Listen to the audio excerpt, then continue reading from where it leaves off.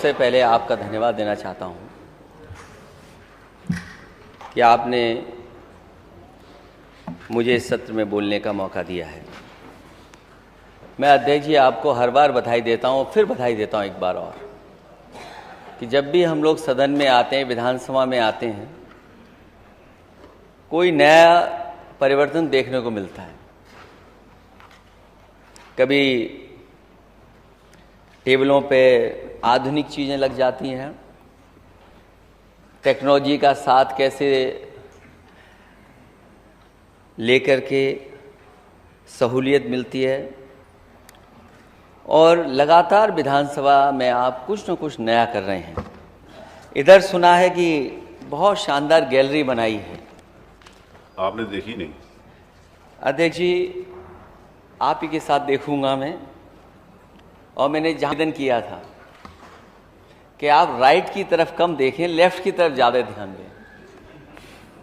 मुझे उम्मीद है गैलरी में वो बैलेंस आपने बनाया होगा। और हालांकि अध्यक्ष जी हमेशा खुश रहते हैं, कभी कभी माननीय सदस्य कुछ इमोशन में आके अपनी बात रखने की वजह से नाराज आपको कर देते हैं, लेकिन किसी भी सदस्य की आपके प्रति भावना खराब नहीं है, आपको सब अच्छा ही मानते हैं। मैं सभी का सम्मान करता हूं। Thank you. मुझे अच्छा लग रहा है कि सरकार के लगभग 6.5 साल पूरे हो गए हैं, और एक नारा बहुत पुराना है जिसकी सत्ता में आज सरकार है। ये दावा करते थे चाल, चरित्र और चेहरा, और अब इन 4 से पहचाने जाते हैं भाजपाई। पहले दावा करते थे चाल, चरित्र और चेहरे से पहचान बनाने के लिए, और आज जो पहचान बन गई है वो नफरत, भ्रष्टाचार, बेरोजगार और महंगाई से।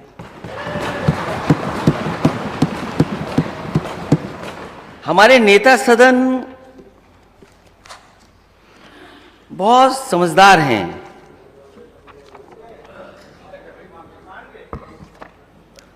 और इतने समझदार हैं कि जो चीज कोई न जान पाए ऐसी जगह कही जाए, माननीय सदस्य लोग न पढ़ पाए उस अखबार में जरूर इंटरव्यू देना चाहिए। वो बात तो मैं शुरू करूंगा अध्यक्ष महोदय, क्योंकि सबसे पहला इंटरव्यू सदन के बाद, सदन शुरू होने पर एक अंग्रेजी अखबार में दिया गया, और कहा गया कि हमारा गोल है कि $1 ट्रिलियन इकोनॉमी बन जाएगी 2027 तक। ये बात शुरू में भी हम लोगों ने कही थी, जब सदन में हम लोगों को अध्यक्ष महोदय बोलने का मौका मिला था बजट पर, कि इतना बड़ा सपना दिखाया जा रहा है कि $1 ट्रिलियन इकोनॉमी हो जाएगी। ये $1 ट्रिलियन इकोनॉमी बिना किसान की मदद के कैसे संभव है, बिना एग्रीकल्चर सेक्टर को बेहतर किए कैसे संभव है। जब इस इंटरव्यू को मैं देखता हूं तो मुझे ये लगता है कि इसमें बोला कम गया है, लिख करके ज्यादा दिया गया है।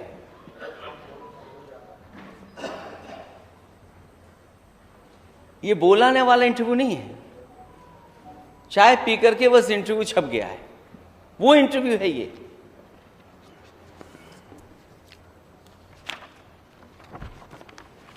हमारे नेता सदन कहते हैं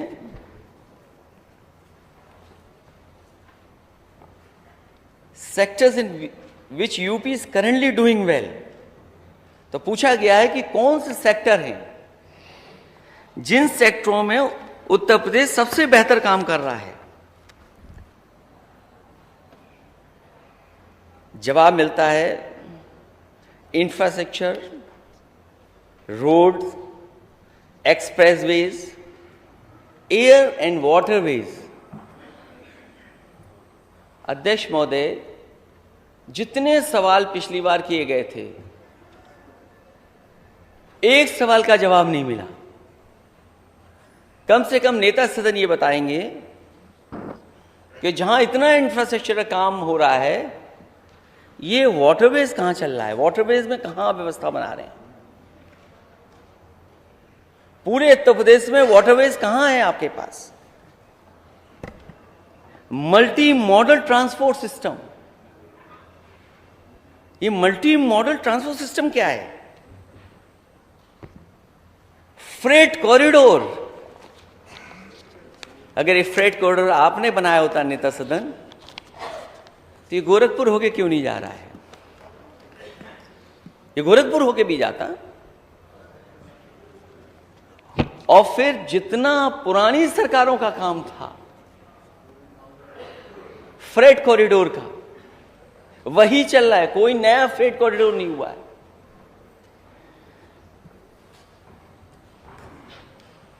हालांकि एक अंग्रेजी में कहावत है, क्योंकि अंग्रेजी अखबार में आपने इंटरव्यू दिया है, चैरिटी बिगिंस एट होम। उसको किस रूप में आप कह रहे हैं वो भी एक इंटरप्रिटेशन है।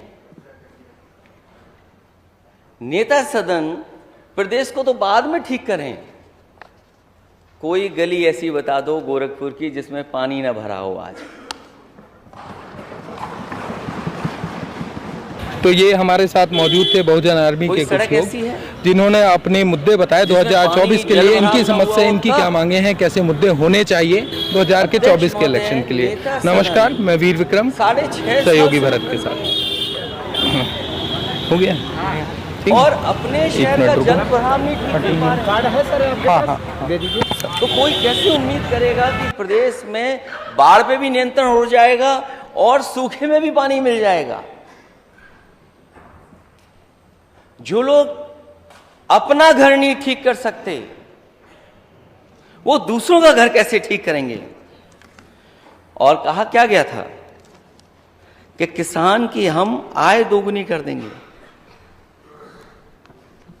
किसान की आय दोगुनी,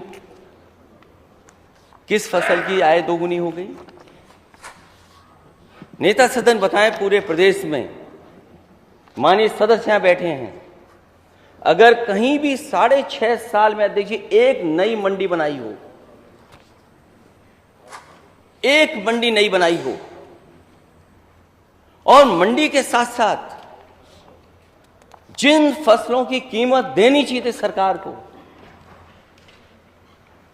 क्या फसलों की कीमत सरकार दे रही है जिससे कि हम ये कह सकें कि हमारे किसानों की आय दोगुनी हो गई? मुझे याद है जिस समय आलू की फसल थी, कोई दिन ऐसा नहीं गया जिस दिन आलू की शिकायत कोने कोने से ना आ रही हो। सरकार ने कहा कि हम आलू खरीदेंगे, बजट में हेड खोला आलू खरीदने के लिए। आज नेता सदन बताएंगे कि सरकार ने आलू कितना खरीदा, और अब निकलने का समय है। यहां हमारे माननीय सदस्य क्षेत्र में जाते होंगे, आलू का क्या भाव मिल रहा है? क्या आलू का भाव मिलने लगा किसी को? और अगर अभी कोल्ड स्टोर से आलू नहीं निकलेगा, बाजार में भाव नहीं मिलेगा, तो नेता सदन ये भी बताएं कि कितने दिन बाद दूसरी फसल आ जाएगी। अभी मक्का का सीजन था, क्या सरकार ने मक्का खरीदी? जो सड़ गई, क्या उसकी मदद की सरकार ने? और धान की तैयारी सरकार के पास क्या है कि अगर सरकार को खरीद करनी पड़ेगी तो क्या तैयारी? पिछली तैयारी तो हम लोगों ने भी देखी है। और गन्ना जिन क्षेत्रों में है, हमारे आरएलडी के माननीय सदस्य जानते होंगे, ये जितने बैठे लोग हैं, बताइए गन्ने का पेमेंट हो गया आपका? ये माननीय सदस्य पंकज मलिक बैठे हैं। देखिए अध्यक्ष महोदय, यही तो शिकायत रहती है। शिकायत मेरी नहीं है, इन माननीय सदस्यों के जितने माननीय सदस्य हैं, सरकार कहती हमने इतना पेमेंट किया है, लेकिन सरकार ये भी तो बताए कि हमारा बकाया इतना है। और जिस तरीके से महंगाई बढ़ रही है, क्या सरकार उस हिसाब से गन्ने की कीमत दे रही है? और कितना बकाया है चीनी गन्ना किसानों का? गन्ना किसानों का बकाया, ये तो कहते हैं हम किसानों की आय दोगुनी करेंगे। क्या आपने आलू एक्सपोर्ट किया? आपने कहा कि हमने एक्सपोर्ट बढ़ा दिया इधर। हो सकता है कुछ चीजें एक्सपोर्ट हुई हों, और ऐसा नहीं है अध्यक्ष महोदय कि पहले एक्सपोर्ट नहीं होता था, पहले भी एक्सपोर्ट होता रहा है। आप कह रहे हैं कि आपने चावल एक्सपोर्ट किया है। मुझे लगता है ये दिल्ली और लखनऊ वाले इंजन टकरा रहे हैं। नेता सदन खड़े होकर बताएंगे कि एक्सपोर्ट कब से बंद है चावल का, कब से बंद है एक्सपोर्ट?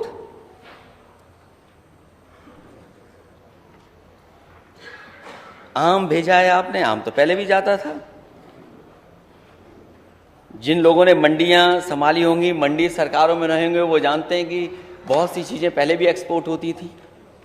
हमें बताएं, आलू कितना एक्सपोर्ट हो गया आपका, धान चावल कितना एक्सपोर्ट हो गया, और सुना है कि अब तो लंदन आम जा रहा है यहां से, वेजिटेबल्स मिर्जापुर से जा रही, बलिया से जा रही हैं, और टमाटर का रंग नहीं देखा। आप बात ही नहीं करना चाहते टमाटर पे, क्योंकि टमाटर की कीमत ने आपके चेहरों को लाल कर दिया। आप टमाटर पे बात ही नहीं करना चाहते। और अध्यक्ष महोदय, दुनिया में नहीं हुआ होगा कि किसी ने महंगाई पर कोई बात रखी हो, उसे जेल भेज दें आप। लोकतंत्र में यह अधिकार है कि हम लोगों को जागरूक करें, संदेश दें। एक को रास्ता निकाला उसने कि हम टमाटर की दुकान खोल करके लोगों को जागरूक करें। कैसा लोकतंत्र है जिसने टमाटर पे जगाया? आपने उसे दुकानदार के न केवल बेटे को, उसके पिता को जेल भेज दिया। क्या यही लोकतंत्र है आपका? क्या आपने जेल भेज दिया उन दोनों को? और टमाटर के लिए आपको फोर्स लगानी पड़ी, इसलिए कि केवल ये बात कह दी हम लोगों ने, समाजवादियों ने केवल ये बात कह दी कि हो सकता है टमाटर को Z+ की सुरक्षा देनी पड़े, सिक्योरिटी देनी पड़े, क्योंकि खबरें आ रही थी उत्तर प्रदेश के कोने कोने से, कई जगह से, कि टमाटर आया और चोरी हो गया, ट्रक से लदा हुआ टमाटर ले गए। सरकार तब जागी जब बनारस में दुकान लगाई और ये जागरूक किया, तब सरकार जागी। सरकार ये बताए कि टमाटर की कीमत क्या थी, क्यों आपको अपनी दुकानें लगानी पड़ी। नोएडा, गाजियाबाद, बड़े बड़े शहरों में आपको टमाटर की दुकानें लगी, सपना दिखा रहे $1 ट्रिलियन इकोनॉमी का, और आप टमाटर के ठेले लगा रहे हैं। और जो लोग किसानों की आय दोगुनी की बात कर रहे हैं, डेयरी सेक्टर वो मदद कर सकता है हमारे किसानों की आय बढ़ाने में। डेयरी सेक्टर के लिए आपने क्या किया? मुझे याद है जिस समय पराग को बजट दिया जा रहा था, उस समय अधिकारियों ने कहा कि कभी पराग को इतना बजट नहीं दिया गया। बजट देकर के कैसे उत्तर प्रदेश की अपनी संस्था, प्राइवेट और जिसका सबसे ज्यादा दबदबा है बाजार में, उसके बराबर खड़ी हो, उसके लिए सरकार ने लगातार मदद की। और उसी दौरान काऊ मिल्क प्लांट लगाया गया, वर्ल्ड क्लास टेक्नोलॉजी में बेहतर, आज के समय के हिसाब से। अध्यक्ष जी, एक काऊ मिल्क प्लांट लगा, किसान गाय का दूध देने लगे। इस सरकार ने कहा कि गाय की क्या जरूरत है दूध देने की, आप भैंस का भी लाओ, हम मिक्स प्रोडक्ट बनाएंगे। मिक्स प्रोडक्ट बनने लगे उससे, और सरकार ने कोई बजट नहीं दिया। आज स्थिति ऐसी आ गई कि वो काऊ मिल्क प्लांट बंद है। केवल वही बंद नहीं है, ये मेरठ के हमारे माननीय सदस्य भी जानते होंगे, माननीय सदस्य जो मेरठ से आते होंगे, 256 करोड़ रुपए दिए गए थे डेयरी को उच्चीकरण के लिए, उसको अपग्रेड करने के लिए। क्या आपकी डेयरी प्लांट चल रहे हैं उत्तर प्रदेश के सभी? क्या डेयरी प्लांट सब चल रहे हैं? और अभी कुछ दिन पहले पढ़ा मैंने, क्योंकि सरकार के पास बजट नहीं है, इसलिए प्राइवेट हाथों में देने जा रहे हैं।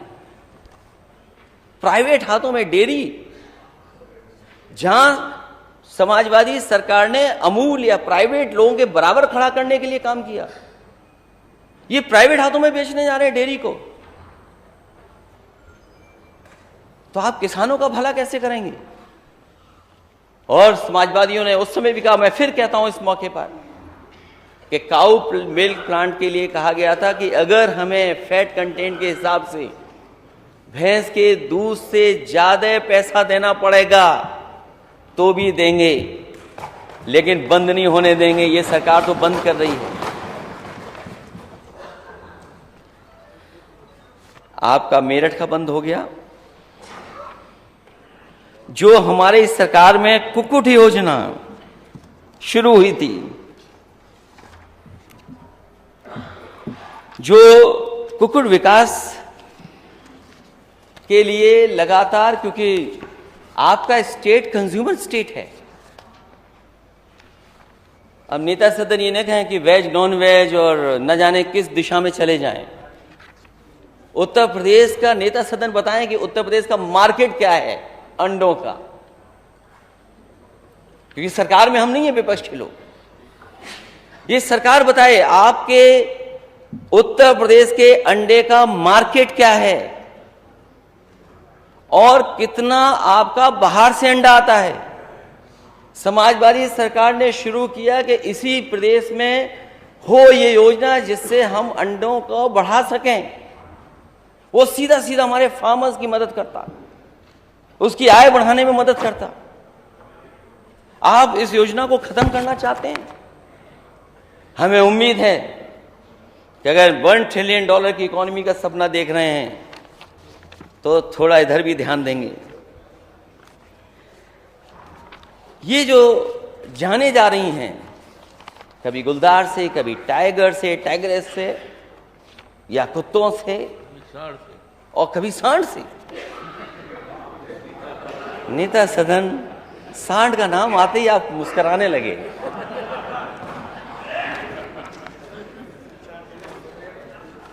ये जितने माननीय सदस्य बैठे हैं जो उस क्षेत्र से आते हैं, पीलीभीत के माननीय सदस्य उधर भी बैठे होंगे। विपक्षी न माने नेता सदन, कब कहेगा अपने सदस्यों की माने। 40 से ज्यादा गरीब और किसानों की जान जा चुकी है, लखीमपुर में जा चुकी है, बिजनौर में गई है जान, गाजीपुर में भी। केवल अभी तो मैं गुलदार और टाइगर की बात कर रहा हूं, सांड तो बाद में लंबी सूची है उसकी। सोचिए, गुलदार, लेपर्ड आपके खेतों में घूम रहा है, किसान जा नहीं पा रहे।